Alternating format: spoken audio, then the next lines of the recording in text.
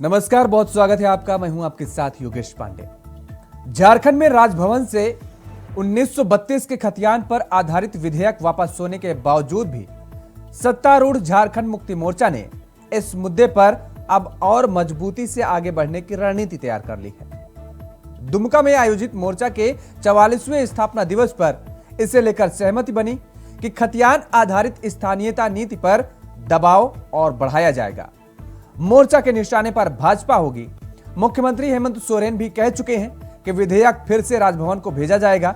मोर्चा के शीर्ष नेतृत्वकारी, रणनीतिकारी और तमाम नेता के स्थापना दिवस समारोह के मौके पर मौजूद रहे और इस दौरान हुई बैठक में भी यही एजेंडा हावी रहा।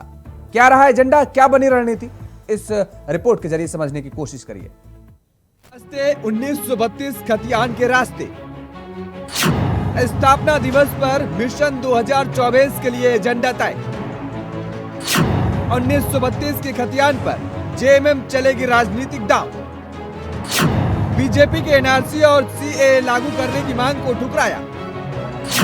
राज्यपाल की आलोचना कर बीजेपी को घेरने की रणनीति। जेएमएम के निशाने पर बीजेपी। तो राजभवन से 1932 के खतियान पर आधारित विधेयक वापस होने के बावजूद जेएमएम यानी झारखंड मुक्ति मोर्चा ने इस मुद्दे पर और मजबूती से आगे बढ़ने की रणनीति का ताना बाना बुन लिया है। तभी तो दुमका में जिस वक्त पार्टी अपना 44वें स्थापना दिवस पूरे जोश खरोश से मना रही थी, तभी सूबे के मुखिया ने यह साफ कर दिया कि ऐसे एजेंडे के सहारे वो सियासी तीर समूची बीजेपी पर छोड़ेंगे। लोग चलाता है, बिहारी लोग चलाता है, यूपी का लोग चलाता है। झारखंड का कौन माई बाप छत्तीसगढ़ का आता है माई बाप बनने के लिए। यही वजह है कि इस राज्य का विकास नहीं होता। और आज 20 साल में पहली बार यहां का मूलवासी आदिवासियों का सरकार बना है, एक आदिवासी नौजवान मुख्यमंत्री बना है, तो आज इसका पेट में दर्द हो रहा है। ये लोग इस राज्य देश के अंदर आदिवासी दलितों को कभी आगे नहीं बढ़ने देना चाहते। वैसे तो मुख्यमंत्री हेमंत सोरेन भी कह चुके हैं कि विधेयक फिर से राजभवन को भेजा जाएगा, यानी एक महीने में 2024 में होने वाले लोकसभा और विधानसभा चुनाव में खतियान आधारित स्थानीय नीति पर ही जेएमएम लकीर खींच चुकी है। तभी तो जेएमएम बीजेपी पर तोहमत मरते हुए कह रही है कि कानूनी दांवपेच में राज्य सरकार को फंसाया जा रहा है। सरकारी जांच एजेंसियों के जरिए डराया भी जा रहा है। इस राज्य को अगले 10 साल के अंदर जो पिछड़ा राज्य का इसका कलंक है, इसको हम लोग धो दे। लेकिन दुर्भाग्य, जब 1,36,000 करोड़ का मांग करने पहुंचे तो उन लोग का माथा चकरा जाए कि इतना बड़ा पैसा कैसे देंगे, भारत सरकार खुद नंगा हो जाएगा। तो हमारे पीछे भेज दिया, भाई सांप सब जाओ उसको काटो। सीबीआई करके इधर उधर से सब रोजगार भी बंद। आज जिस तरीके से राजनीतिक मैदान में, तो अब ये लोग भूल गए, अब इनका बस की बात नहीं है राजनीतिक मैदान में हमारे समक्ष आके खड़े हो पाए। तो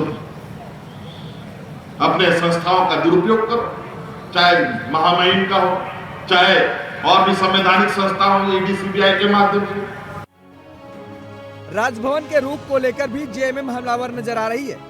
राज्यपाल के बहाने बीजेपी को कटघरे में खड़ा करने की कोशिश की जा रही है।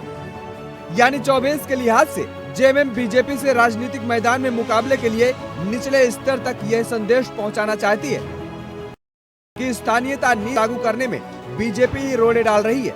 मगर सवाल यह है कि क्या हेमंत का ये राजनीतिक दांव 24 के जंग में चलेगा या फिर नहीं। रांची से इंडिया वॉइस के लिए राकेश कुमार की रिपोर्ट।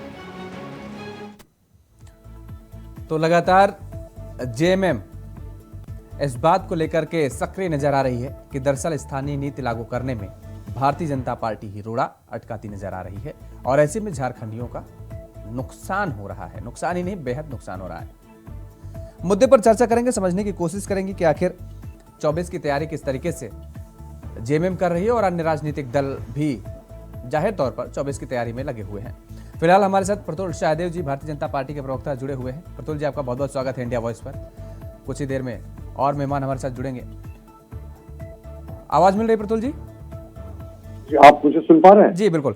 प्रतुल शाहदेव जी, अभी आपने देखा, ये रिपोर्ट भी देखी और इसमें आपने मुख्यमंत्री हेमंत सोरेन साहब को भी आपने सुना होगा किस तरीके से वो भारतीय जनता पार्टी पर आरोप तो बहुत मढ़ रहे हैं, लेकिन उनके बयानों से ये साफ नजर आ रहा है कि अब आने वाले समय में वो इसी बात को जनता तक पहुंचाने की कोशिश करेंगे कि दरअसल स्थानीयता की जो नीति लागू करने की बात कही जा रही है, जो प्रयास कर रही है सरकार, उसमें कहीं ना कहीं आप अड़ंगा लगाते नजर आ रहे हैं।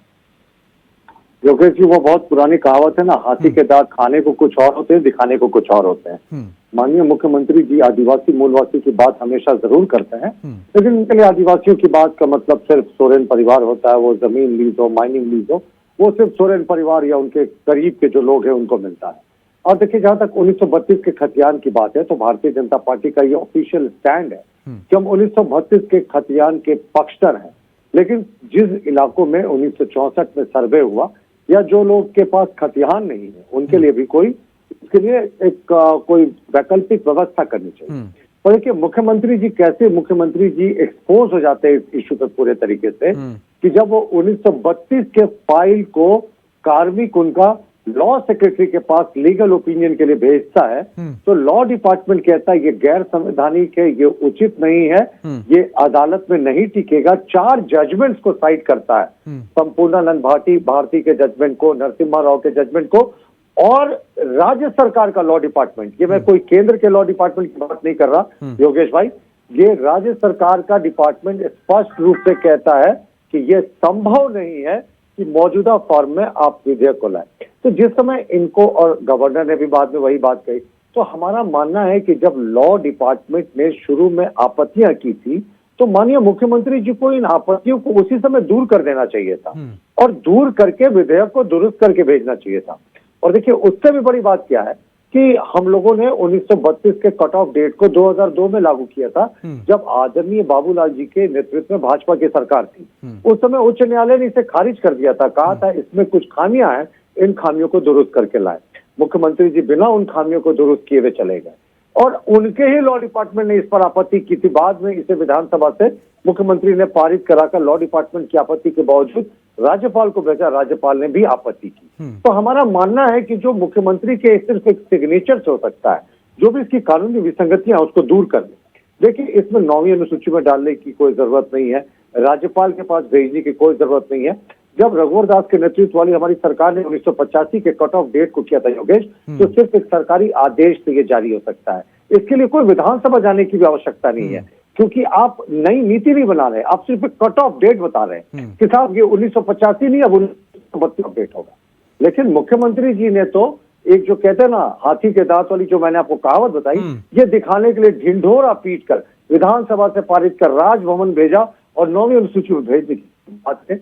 हमारा तो सिर्फ एक ही चीज है कि इसे माननीय मुख्यमंत्री जी एक सरकारी आदेश से लागू कर सकते थे और वो आज भी करें, हम उनके साथ हैं। बिल्कुल प्रतुल जी, आप कह रहे हैं कि आज भी आप उनके साथ नजर आ रहे हैं, लेकिन एक बात मुझे याद आ रही है, जब अमित शाह जी चाईबासा पहुंचे थे और जब उन्होंने रैली को संबोधन किया था, वहां पर जो जनसभा थी उसको जब संबोधित किया था, तो उस दौरान अमित शाह जी ने एक बात कही थी। दरअसल उन्होंने कहा था कि 1932 खतियान ला करके सरकार करना क्या चाहती है, क्या झारखंड को 2 भागों में बांटना कर चाह रही है, डिवाइड करना चाह रही है। और ऐसे में अगर ये जो 1932 खतियान का जिक्र किया जा रहा है, लगातार कहा जा रहा है कि अगर ये लागू हो गया तो ऐसे में तो एक बड़ी संख्या में युवा है, चाईबासा के ही युवा को उन्होंने जिक्र किया कि ये तो बेचारे बेरोजगार रह जाएंगे, इनको खुद ही रोजगार नहीं मिलेगा, ये सब बाहर हो जाएंगे। देखिए योगेश जी, मैंने आपके चैनल के पैनल के डिस्कशन में शुरुआत में ही कहा था कि बहुत जगह ऐसे जहां 1932 नहीं होके 1964 में सर्वे हुआ था, तो जहां 1964 में लास्ट सर्वे हुआ उस जगह के लिए भी कुछ माननीय मुख्यमंत्री जी को वैकल्पिक व्यवस्था करनी चाहिए। बहुत सारे रेफ्यूजीज थे जो पाकिस्तान के बंटवारे के बाद आ गए, वो अब कहाँ जाएंगे, उनके लिए भी कोई वैकल्पिक व्यवस्था करनी चाहिए थी। और बहुत सारे आदिवासी भूमिहीन है, मूलवासी भूमिहीन है जिनके पास कोई हथियार नहीं है, उनके लिए भी व्यवस्था करनी चाहिए थी। देखिए 1932 अगर इनको लागू करना होता ना, या लास्ट सर्वे सेटलमेंट, तो ये एक सिर्फ सरकारी आदेश से लागू कर सकते थे। 9वीं अनुसूची में ये भेज कर कह रहे हैं कि इसकी हम संविधान में इसकी लीगल स्क्रूटिनी से हम बचना चाहते हैं। लेकिन माननीय मुख्यमंत्री जी भूल गए कि 2000 जब 11-12 का कालखंड था, उस समय chief justice Sabharwal supreme court के थे। उनके अध्यक्षता वाली बेंच ने यह स्पष्ट निर्णय सुनाया था कि 9वीं अनुसूची में जिस कानून को भेजा जाएगा वो भी सुप्रीम कोर्ट समीक्षा करेगा कि ये जुडिशियल प्रीव्यू से बाहर है कि नहीं। तो हमारा मानना है कि जिसको मुख्यमंत्री जी अपने हस्ताक्षर से जारी कर सकते थे वो आज भी करे ना। आदिवासी मूलवासियों के लिए अगर वो कुछ करना चाहते हैं तो सारे लोग उनका साथ देंगे, लेकिन वो करना चाहते तो वो अपने लॉ डिपार्टमेंट के विरोध के बावजूद, जब लॉ डिपार्टमेंट ने उन्हें तर्कसंगत तरीके से समझाया था कि ये सारे जजमेंट्स हैं जिसके कारण ये टिकेगा नहीं, ये गैर संवैधानिक है, गैर कानूनी है, उसके बावजूद अपनी ही सरकार के लॉ डिपार्टमेंट के ओपिनियन को दरकिनार करके इन्होंने भेजा और देखिए क्या हश्र हुआ। आप जिन कानूनी दांवपेच का जिक्र कर रहे हैं, हेमंत सोरेन साहब कल वही तो बात कहते नजर आ रहे थे। उन्होंने कहा कि दरअसल उन्होंने यही बात कही संबोधन करते हुए कि दरअसल भारतीय जनता पार्टी उन्हें कानूनी दांवपेच से एजेंसियों के सहारे फंसाने की कोशिश कर रही है, क्योंकि आप लोगों को ये पच नहीं रहा है कि झारखंड में कोई अब जिस तरीके की सरकार चल रही है, इतना विकास हो रहा है और जिस तरीके से जेएमएम ने लगातार लड़ाई लड़ी झारखंड के लिए, उसको आप पचा नहीं पा रहे हैं। कौन सी लड़ाई लड़ी जेएमएम ने? 1992 में तो इन्होंने आंदोलन को 3 करोड़ जनता के आंदोलन को 3 करोड़ रुपए में नरसिम्हा राव के सामने बेच दिया था। और अब तो सुप्रीम कोर्ट ने उस जजमेंट के भी रिव्यू का ऑर्डर किया है कि उस समय इनको इसलिए छोड़ दिया गया था कि ये कॉन्स्टिट्यूशन, ये माफी का पार्लियामेंट के अंदर हुई घटना थी और इसे सर्वोच्च न्यायालय ने कहा था कि पार्लियामेंट में कोई किसी चीज की अब जुडिशियल स्क्रूटिनी नहीं कर सकते। उसको अब सुप्रीम कोर्ट रिव्यू कर रही है। तो आंदोलन करने वाले नहीं, आंदोलन बेचने वाली पार्टी है। और दूसरी बात, मुख्यमंत्री जी जो बार बार कह रहे हैं कि हम इन्हें फंसाने की कोशिश कर रहे हैं, भाई उनके विधायक प्रतिनिधि जो मास्टरमाइंड थे, जिनको ईडी ने भी अपने चार्जशीट में मास्टरमाइंड माना है, सिर्फ एक जिले में 1000 करोड़ के माइनिंग घोटाले का, वो आज भी विधायक प्रतिनिधि के पद पर बने हुए हैं। तो आप सोच सकते हैं कि ये लूट का खेल कहां तक चल रहा था। और जहां तक कानूनी प्रक्रिया में हमारे फंसाने की बात कर रहे हैं, तो क्या उनके लॉ सेक्रेटरी हमारे कहने पे ओपिनियन देंगे? ये सरकार के लॉ सेक्रेटरी का ओपिनियन है कि ये गैर संवैधानिक था, आप इसको ठीक करके भेजे। देखिए, मैं फिर से दोहरा रहा हूँ योगेश जी, 1932 के खतियान के साथ हम पुरजोर तरीके से खड़े हैं। लेकिन जिन दूसरे इलाकों में बाद में ये सर्वे सेटलमेंट हुआ, बाद में सर्वे हुआ, ये जो रेफ्यूजीज है उनकी भी चिंता इस सरकार को करनी चाहिए। बिल्कुल ठीक है, आएंगे प्रतुल जी आपका और कमेंट लेंगे। कुछ देर में हमारे साथ और मेहमान जुड़ेंगे। फिलहाल वक्त तो चला एक छोटी सी ब्रेक का, ब्रेक के बाद फौरन हाजिर होते हैं। तो ब्रेक के बाद एक बार फिर आप सभी का स्वागत है और चर्चा को आगे बढ़ाएंगे। प्रतुल सहदेव हमारे साथ लगातार बने हुए हैं और राकेश सिन्हा जी भी हमारे साथ जुड़ गए हैं। राकेश जी, आपका भी बहुत बहुत स्वागत है इंडिया वॉइस पर। राकेश जी, आवाज आ रही है आपको? हाँ, बिल्कुल आ रही है जी। राकेश सिन्हा जी, देखिए प्रतुल सहदेव जी हमारे साथ जुड़े हुए हैं। अभी चर्चा में प्रतुल जी ने कहा कि दरअसल जो 1932 खतियान का ये अब पूरे प्रदेश में एक ढिंढोरा पीटा जा रहा है सरकार की तरफ से, और ये कहा जा रहा है कि इसको लागू करने में भारतीय जनता पार्टी रोड़ा अटका रही है। लेकिन प्रतुल जी तो कह रहे हैं कि आप लोगों के खाने के दांत कोई और, दिखाने के दांत कोई और है। देखिए, हम लोग भाजपा के लोग नहीं हैं। हाँ। कि हम लोग जनता के साथ लगातार छल और प्रपंच और प्रोपगंडा करते रहे। हमने तो पूरी प्रतिबद्धता के साथ ला करके, चाहे वो सरना धर्म कोड का मामला हो, मॉब लिंचिंग का मामला हो या 1932 खतियान आधारित नीति का मामला, हम लोगों ने विधानसभा के पटल से पास करवाने का काम किया है। अब चूंकि भाजपा उसी दिन से बेचैन थी जिस दिन से ये विधानसभा के पटल से ये विधेयक पारित करवाया गया, तो खुल करके भारतीय जनता पार्टी इस पर विरोध नहीं कर पा रही थी, क्योंकि यह झारखंड की एक बड़ी आवाम की यह मांग थी। तो भारतीय जनता पार्टी को यह लग रहा था कि अगर हम इसका खुल के विरोध कर देंगे तो कहीं ना कहीं हम हाशिए पे चले जाएंगे। तो महामहिम के द्वारा इन्होंने इस विधेयक को वापस करने का काम किया है। तो ये तो सही है ना कि जो नीति भाजपा को पसंद नहीं होती वो देश के संवैधानिक संस्थाओं के द्वारा उसका वो छेद करती है, और इसमें भी यही परिणाम आया है। नहीं, बीजेपी लेकिन कह रही है कि जो उसमें संशोधन करने की बात कही जा रही है ताकि झारखंडियों का कोई नुकसान ना हो पाए, तमाम सारी ऐसी खामियां ऐसा विधेयक में सामने आई हैं, तो अगर वो संशोधन करने में क्या आपत्ति जा रही है सरकार को? नहीं, कोई संशोधन करने में आपत्ति नहीं है। हम लोगों ने ये कहा भी है कि जिन बिंदुओं पर महामहिम ने आपत्ति जताई है, हम कानूनविदों से उस विषय पे सलाह मशवरा करेंगे, लेकिन जिस प्रकार लगातार 8 विधेयक हाँ। महामहिम ने लौटाने का काम किया है। तो ये कहीं ना कहीं महामहिम, तो ये प्रतीत होता है ना कि महामहिम भाजपा के हिडन एजेंडे के रूप में काम कर रहे हैं। प्रतुल जी, बड़ा आरोप राज्यपाल महोदय पर, आपके हिडन एजेंडा पर काम कर रहे हैं वो। दरअसल कांग्रेस शायद अपने एक्सपीरियंस से यह बातें कह रही थी, क्योंकि जब वो शासन करती थी केंद्र में तो राजभवन उनका एक्सटेंशन काउंटर हुआ करता था।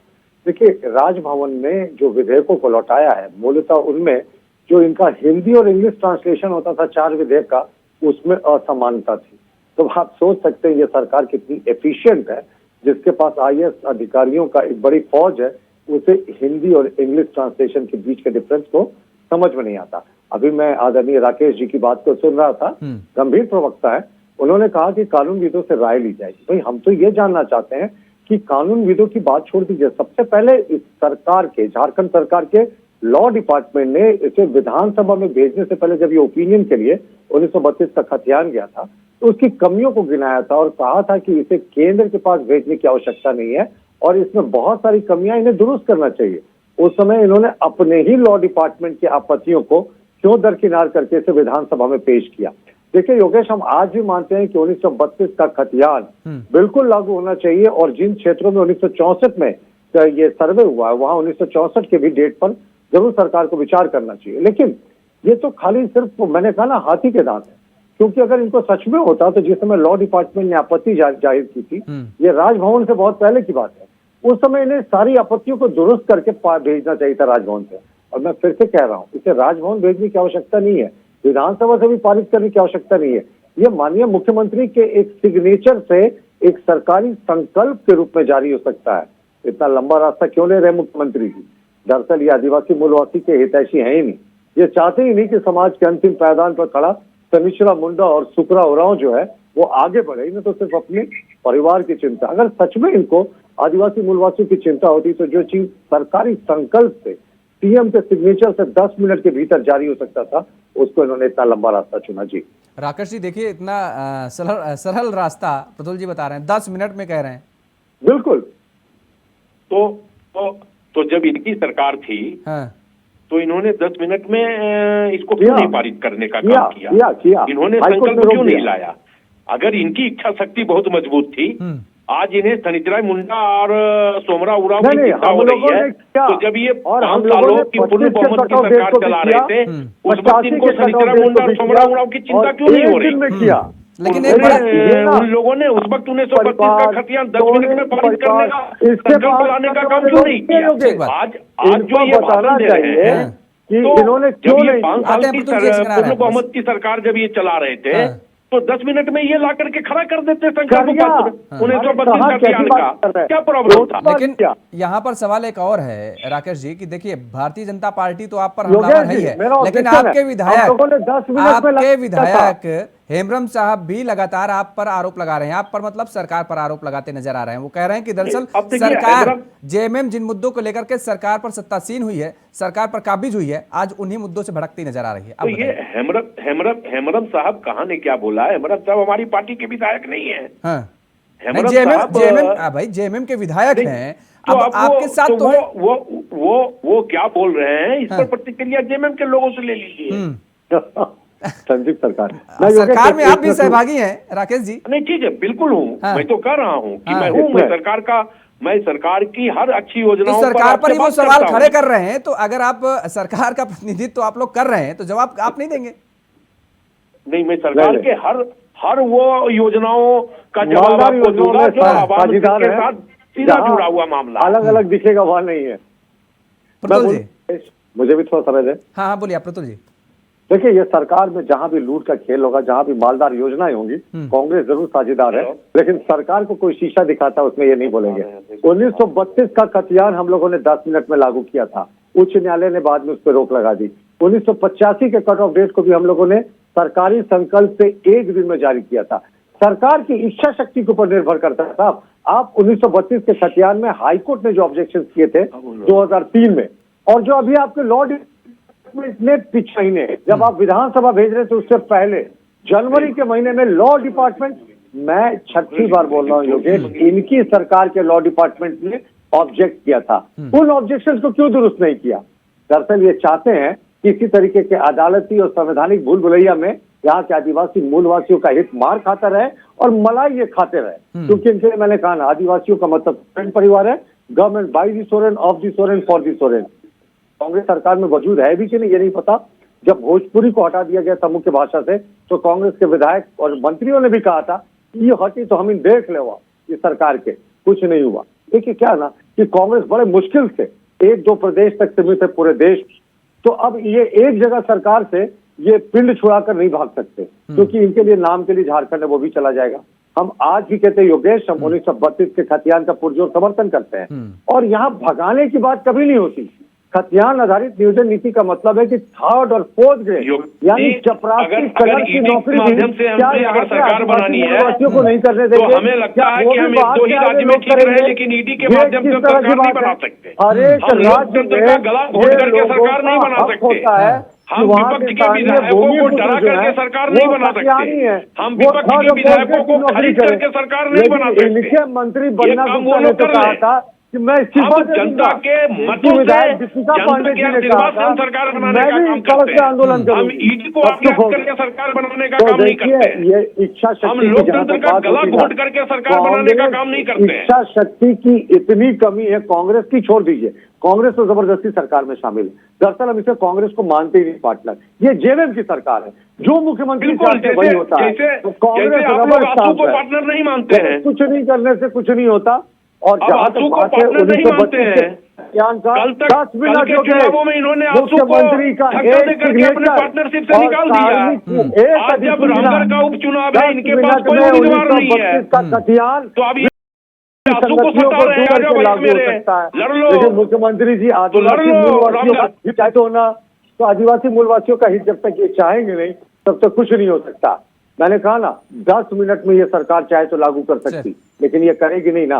ये सिर्फ इसे एक मुद्दा बनाकर रहना चाहती। ये इनके लिए आदिवासी मूलवासियों का कोई महत्व नहीं, सिर्फ वोट बैंक की राजनीति के लिए। कांग्रेस के जितने बड़े बड़े तमाम नेता हैं वो सब जहां खतियान आधारित नीतियों के बाहर हो जाएंगे। तो ये दरअसल चलिए, इच्छा शक्ति का आपने जिक्र किया, इच्छा शक्ति किसकी कितनी मजबूत है झारखंड की जनता सब देख रही है और रणनीति अभी से सभी राजनीतिक दलों ने बनानी शुरू कर दी है। किसका कौन सा दांव फायदेमंद साबित होगा उसके लिए देखने वाली बात होगी। आप दोनों मेहमानों को हमारे साथ जुड़ने के लिए, समय देने के लिए बहुत बहुत धन्यवाद। तो लगातार झारखंड में जिस तरीके से जो स्थिति बनी हुई है, जो देखने को मिल रहा है कि जेएमएम अभी भी अब इस मुद्दे को यानी 1932 खतियान मामले को लेकर के जमीनी स्तर पर उतरने की बात कर रही है और जनता तक इस बात को पहुंचाने की कोशिश करेगी कि दरअसल 1932 खतियान लागू करने में भारतीय जनता पार्टी रोड़ा अटकाती नजर आ रही है। अब देखने वाली बात यह होगी कि आखिर ये दांव कितना कारगर साबित होता है जेएमएम के लिए। चर्चा में फिलहाल इतना ही। खबरों के लिए आप बने रहिए इंडिया वॉइस के साथ। नमस्कार।